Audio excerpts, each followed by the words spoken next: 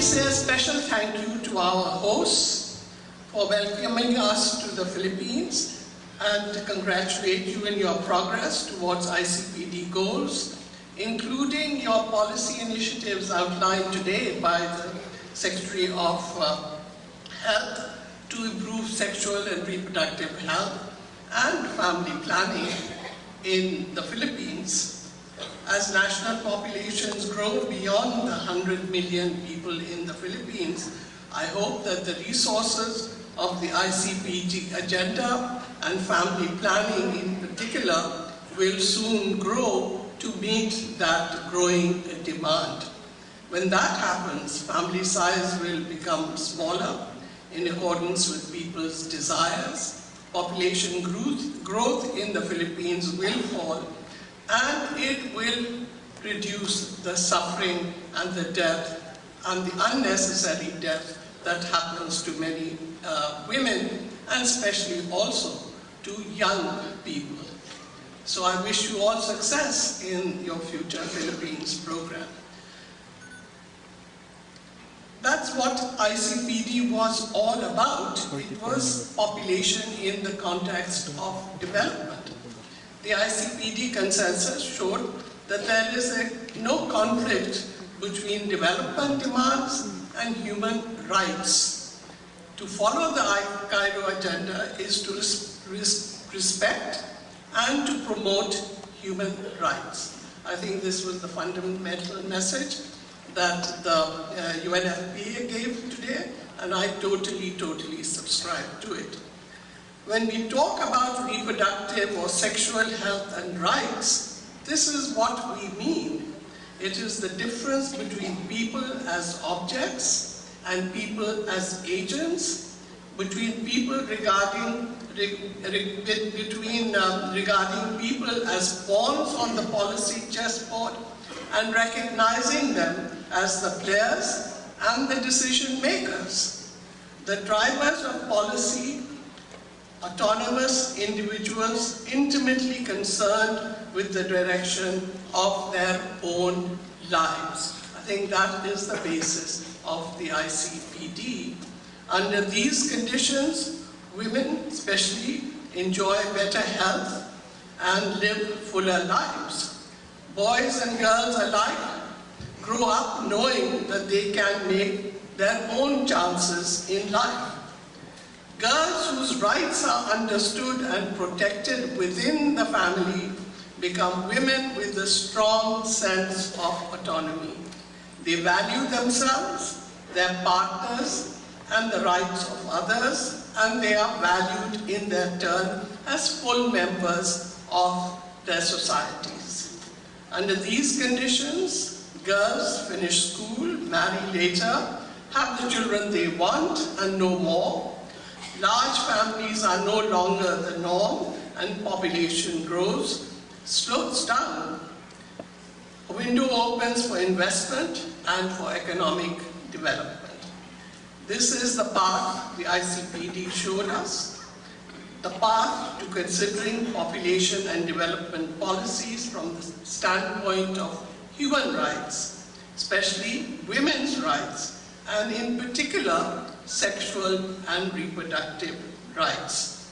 Following this path, individuals and countries find their way in rights-based development. It started with the elimination of extreme poverty and inequality.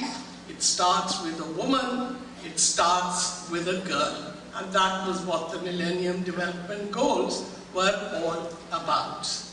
And I think the message here from the Philippines underscores that message. The history books say that consensus at ICPD was hard to achieve.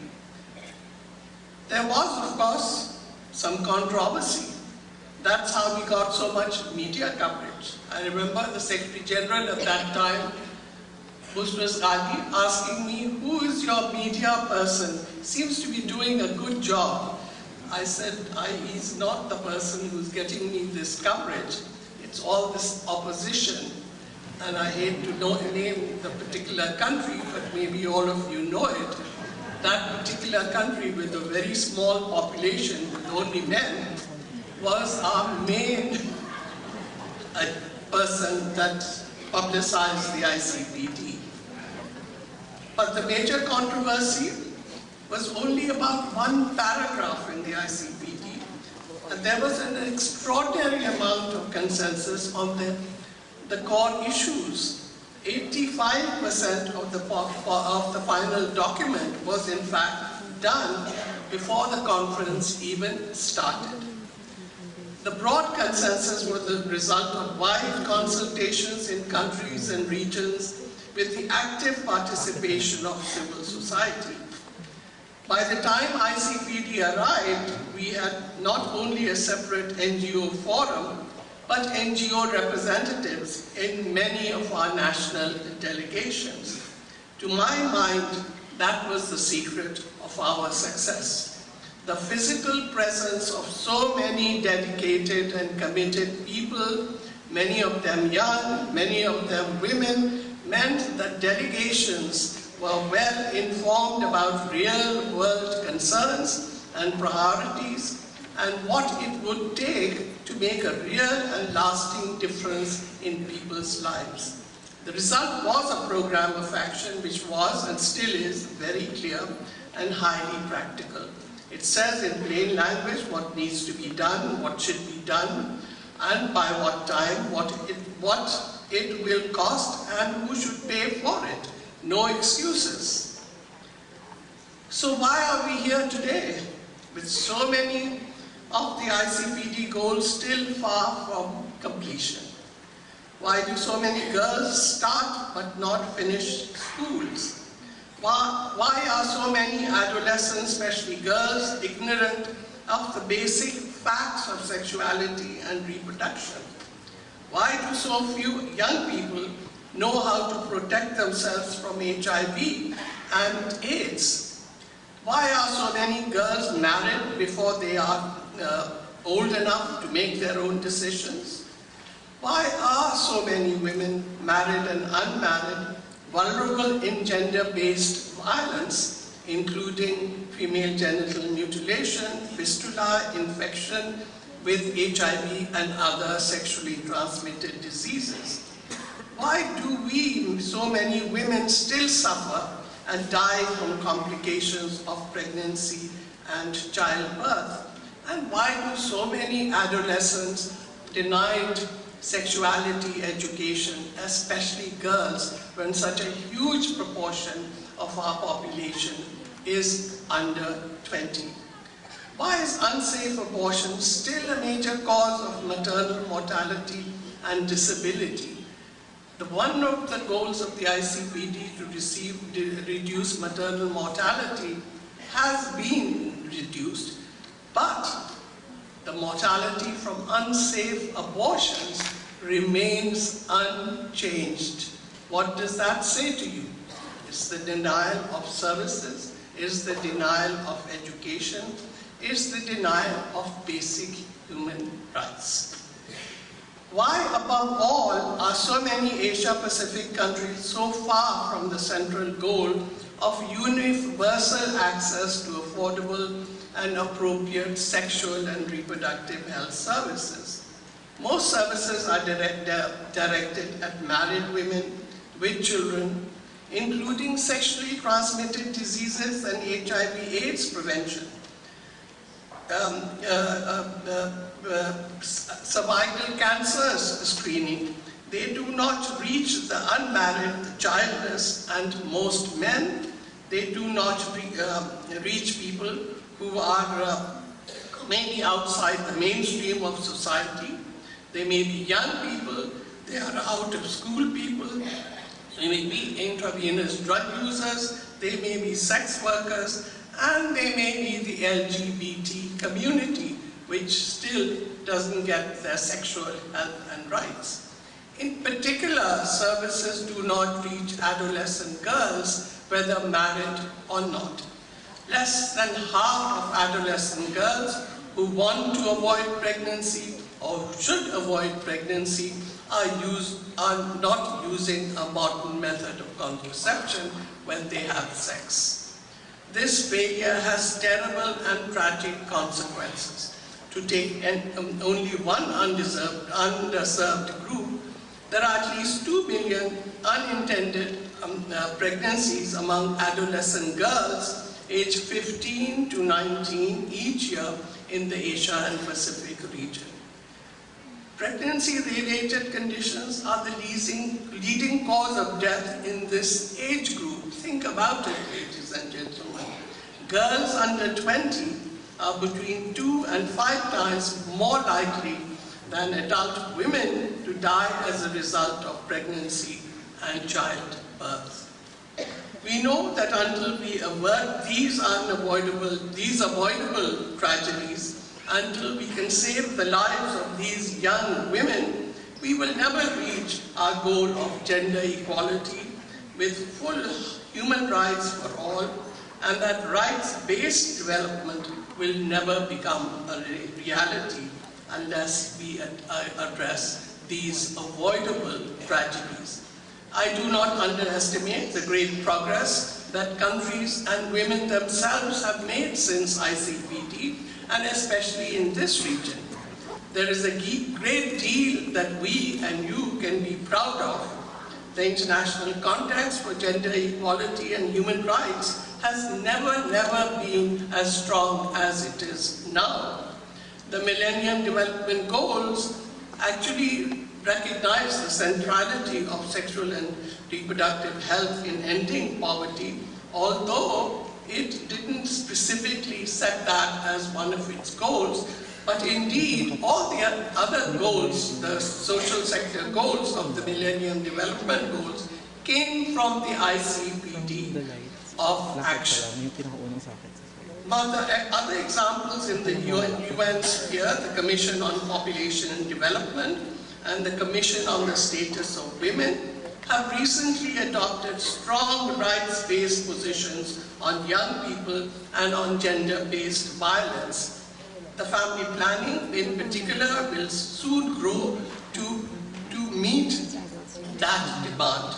When that happens, family planning size will become smaller in accordance with people's own desires, with couples' own desires, which was the real goal of the ICPD program of action, that it should be people-based and not government-based. That's what ICPD is still about. The ICPD consensus shows there is no conflict between development and human rights, as I said earlier. To follow the Cairo agenda is to respect and promote human rights. What we talk about reproductive rights, this is what we mean, is the difference between people as objects and people as agents, between regarding people as pawns on the policy chessboard and recognizing them as the players, the decision makers, the drivers of policies. Autonomous individuals intimately concerned with the direction of their own lives. The Committee on Human Rights has adopted a resolution on preventable maternal mortality, morbidity, and human rights. So you can see that the ICPD agenda is permeating a large part of the UN system. Similar progress is noted at regional and national levels. I want to note especially the strong regional consensus on gender equality, human rights, and sustainable development, which was reached by ministers in Bangkok last September. Indeed, I think that was a trailblazing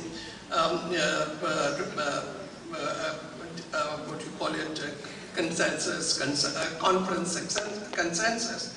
The consensus notes that this must be a part of the post-2015 development framework. I hope that you will keep that in mind when you deliberate on the recommendations of this conference. Many countries can show progress in legal and constitutional protection, in particular for women's rights, though the rights of LGBT are still not universally protected or even recognized. And I think that is an issue that we need to work on. But progress on the ground, real change in the lives of ordinary women and men is far harder to see. There has certainly been a welcome surge in global contraceptive prevalence, for example, and how a handful of large countries and elites in most countries across the bulk of the increase. Elsewhere, especially for poor women in poor communities, reproductive life has not changed all that much since their mothers' or grandmothers' time.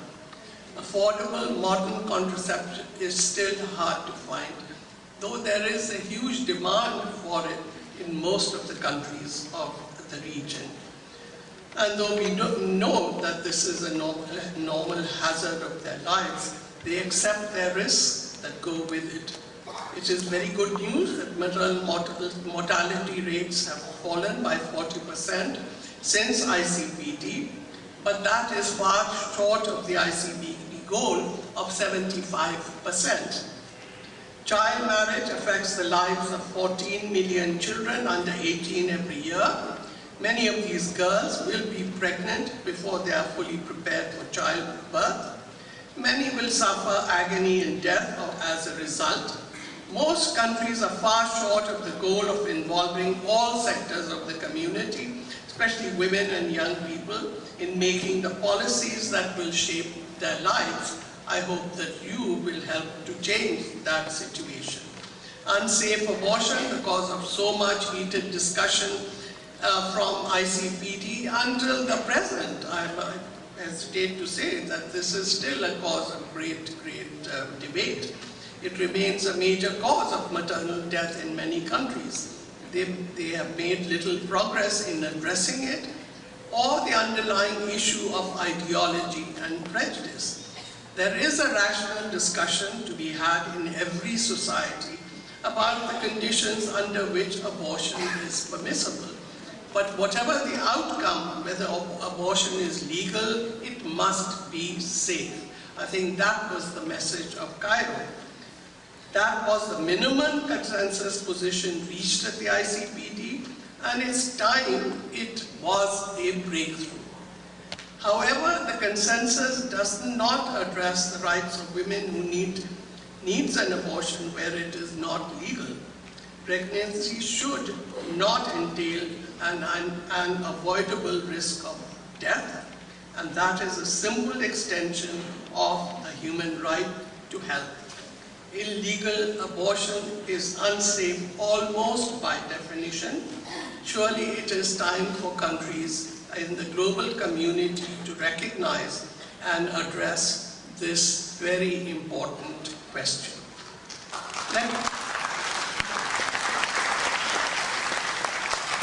Let me offer some further suggestions on how to reach the goal of universal access to sexual and reproductive health and rights. First, sexual and reproductive health programs must move away from the MCH delivery model. MCH programs are strongly established in many countries, and they are and can be very effective. The problem is that they are oriented almost entirely to married women with children. So either we must expand the concept of maternal child health, or we need to separate sexual and reproductive health from maternal and childhood health. That is a question of discussion and debate. The idea is that the services should be made available to every single person who needs it or who should be using them. Women in other categories, including childless married women and unmarried women, and of course men, are effectively excluded from maternal child health programs.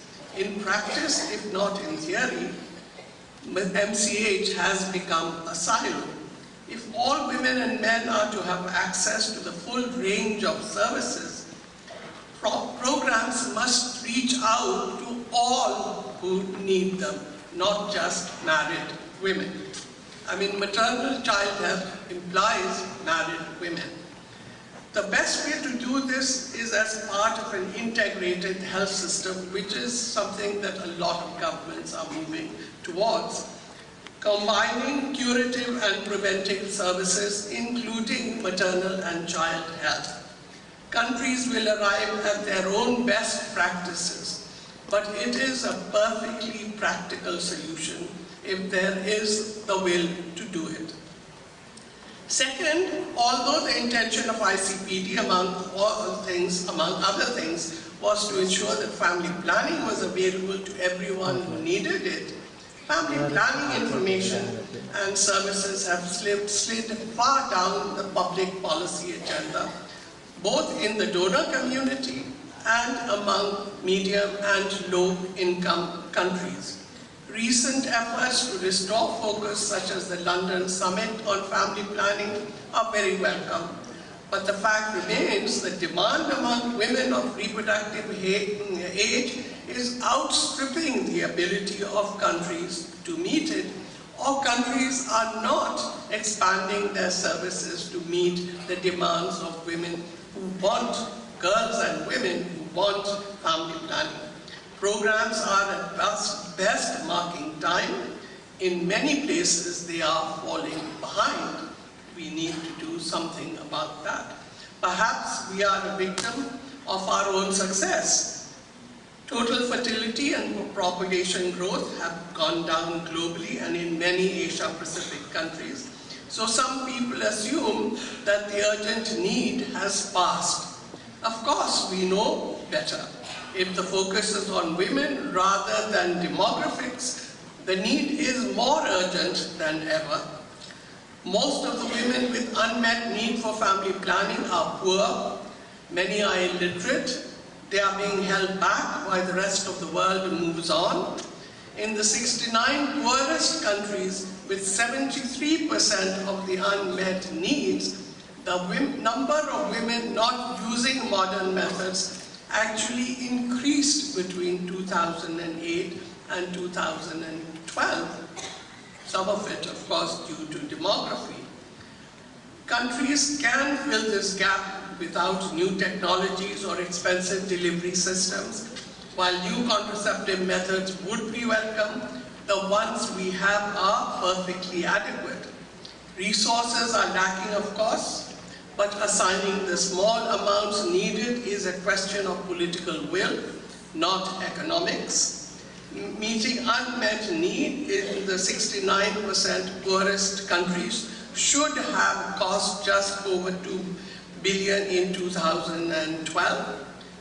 On Wall Street, this sort of money is just a rounding error. Peanuts, really.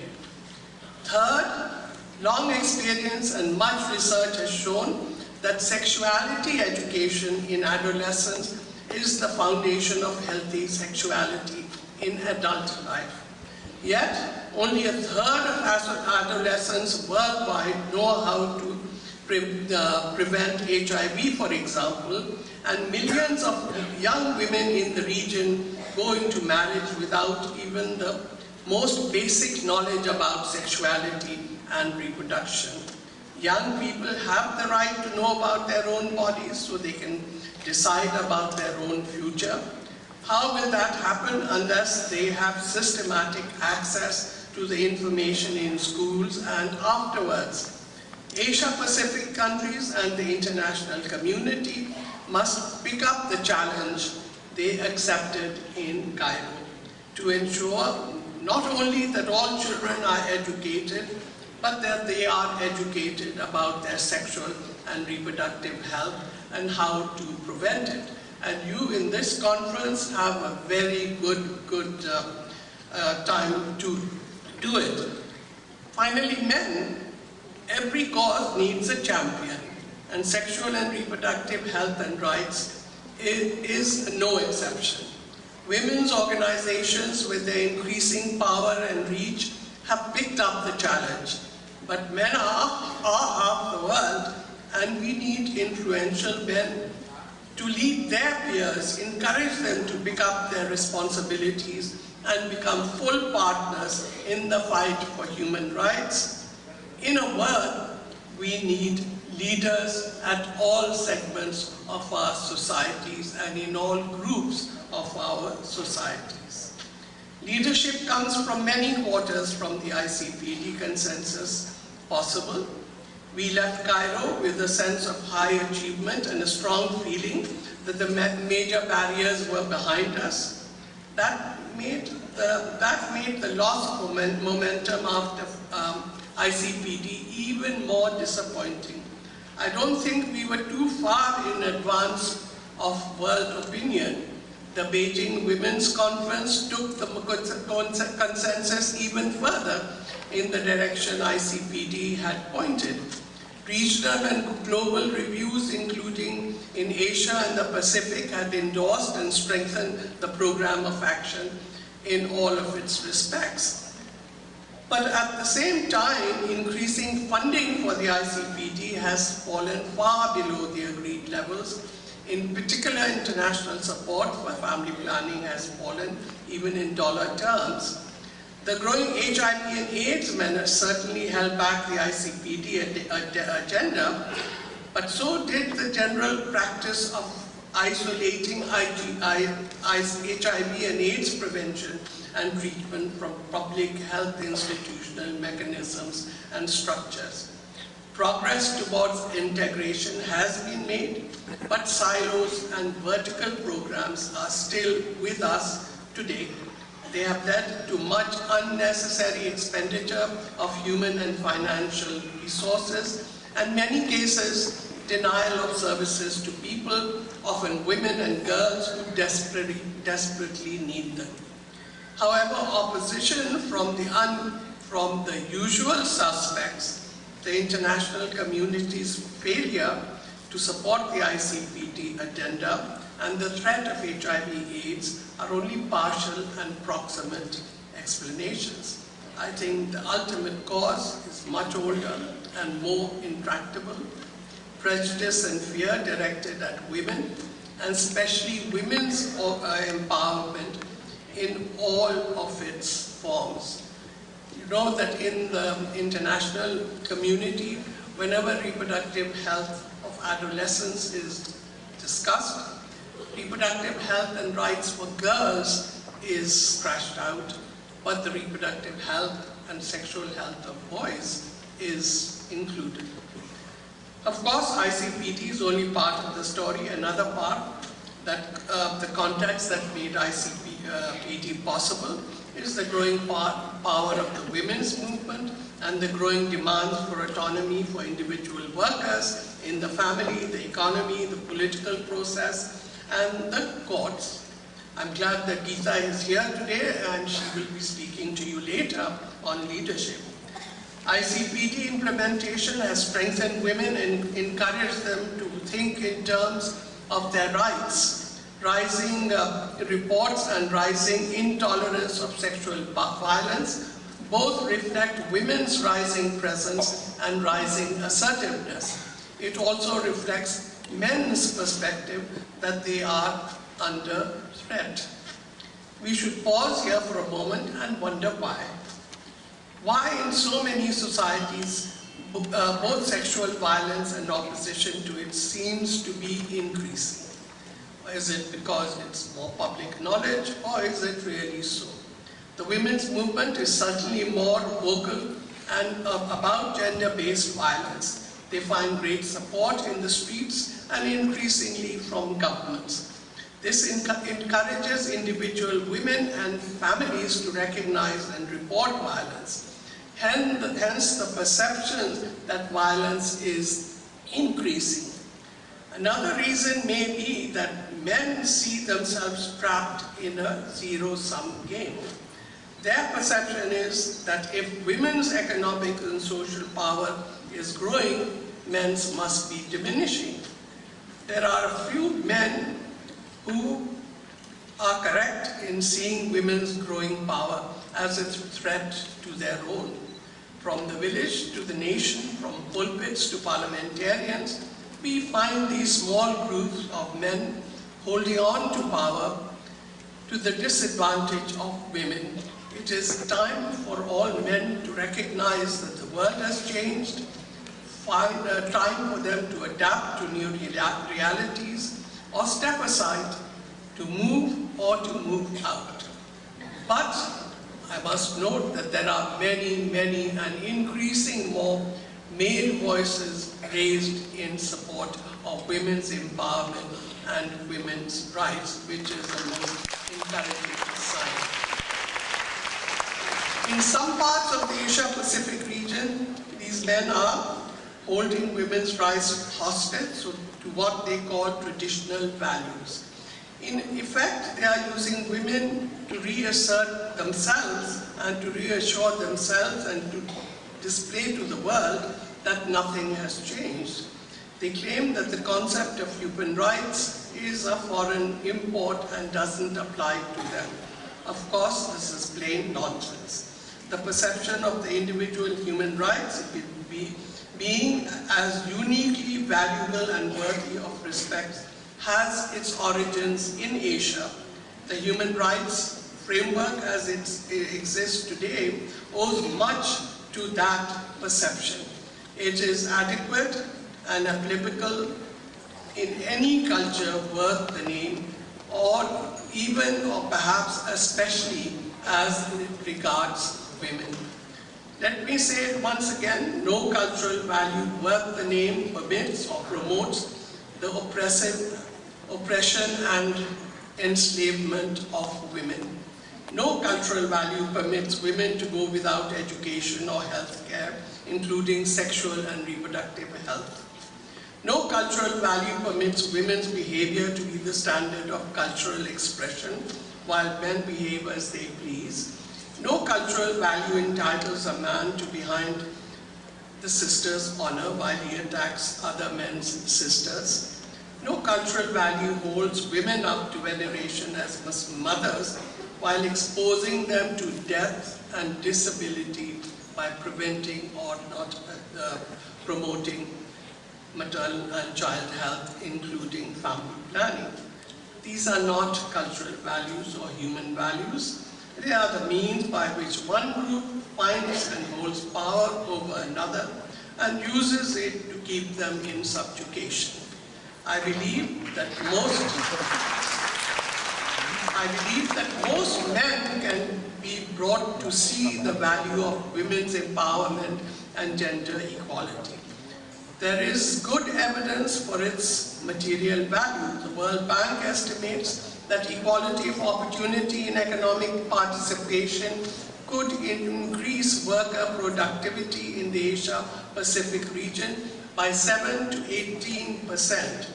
Of course, gender perceptions reflect deep cultural assumptions, but I believe that rising expectations for both men and women will help to shift these assumptions. Cultures change and cultural values change too. I believe we can dispel men's unwillingness to make sexual and reproductive health and rights a priority in the family and the nation. I have no scientific basis for this belief, but I have long experience and a lot of hope in people like all of you assembled here today. Change is a matter not just of men's assumption, but women's too. For every woman who asserts herself, there is another who still doesn't assert or even understand her rights. Many women in the region cannot even yet believe that they possess rights and that life is not foreordained and that it can change and that they can themselves be the change. Their passive acceptance only encourages the reaction in the position of those who hold power. In part, as part of the answer must be to educate, advocate, and finance wider and deeper understanding of the ICPD consensus, starting with sexual and reproductive health and rights, and to teach women and young women that they have these rights which have been agreed in the international level, but agreed by every country in this region. Stronger commitment is needed for all parties in the consensus, including national governments and the international community. It is essential that more and more men in leadership positions in public life and in the home take up the fight for sexual and reproductive health and rights as their own. Women's organizations must do their part, continue to do their part through education, example, and relentless advocacy. The message is human rights for women are human rights for everyone, or as the theme of this year's International Women's Day says, equality for women is progress for all. I'm happy to say that 20 years after ICPD, we are on the way to this understanding. The consensus is stronger than it has ever been since ICPD may have been ahead of time, but that's only another way of saying that we led the way. The MDGs, the establishment of UN Women, the resolutions linking sexual and reproductive health and rights for national and global security, all show growing international acceptance of the ICPD approach. Action on the ground, though, is still a long way to go, shows that countries and communities understand the significance of the agenda and the importance of anchoring policies and programs firmly on a basis of human rights as the ICPD agenda declared. I hope this conference will be a guidepost for the next 20 years. I hope you will demonstrate your commitment to the work we began at ICPD together and assert your leadership to continue it. The way forward is to recognize, protect, and promote human rights in all cultures and in all countries for all human beings and for girls and women, first of all, as they are the basis of all our families and our communities. Thank you very much.